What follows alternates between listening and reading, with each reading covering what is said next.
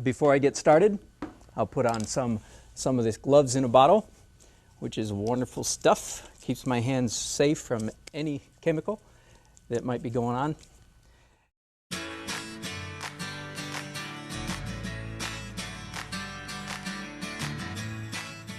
There are a lot of things happening though. Let's see over here, I had these orange posts, lines, I don't know what they were, drawn in earlier. And some of you might be saying, well, what are those things? I want to be gentle here. I want to be gentle with you, my dear listener, watcher. If you are bothered, both by my painting and by yours, if you are bothered by the little doohickeys on my painting that you can't identify, if you look at this and say, well, that bothers me that there's a blue thing there and an orange thing there, and I don't know what it is, and that just bothers me. Take pills. Okay. It's more likely to be those of you who are obsessive compulsive, who have problems with that, but I say that with a great deal of empathy, because I am, on the scale of, whatever, I'm obsessive compulsive. I am a neat Nick. I'm an unusual artist in that regard, I think. My studio is almost always tidy. I clean it up when I'm done. That's unusual. I'm not saying anything, it's not a value statement, it's just I am describing myself. So I tend to be the kind of personality that would say, but what is it? Am I sounding whining enough for you? If you are one of those people, then I want to be gentle, but I want to be instructive.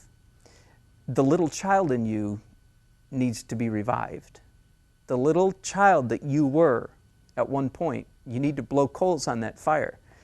You've become adult. You've become adultish. You become obsessive compulsive to a fault. Good art is art that's fun to look at, fun for your eyes to look at, fun for your eyes to dance around, fun for your eyes to make things up. In other words, it's a very visceral, what's the word? Visceral,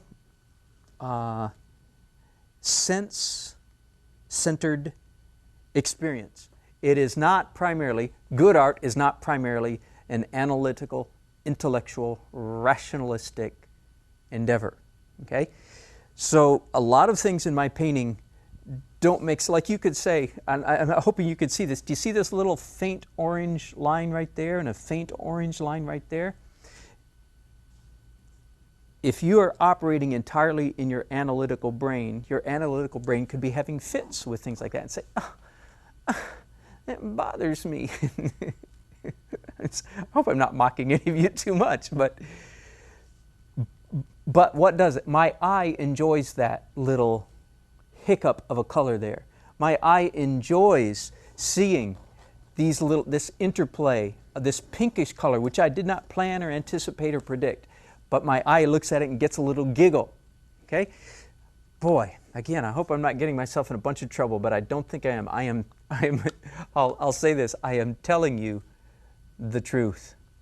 Boy, that's a arrogant statement, isn't it? I'm going to stick by it. I'm telling you the truth. Enjoying painting is a sensory experience first and foremost, not an intellectual, analytical process. Some of you, many of you, need to hear that, partly to get you to recover from overweening realism and control. You try to control the paint, and as a result, paintings aren't as good as they could be. Whew, okay. That was heavy, wasn't it?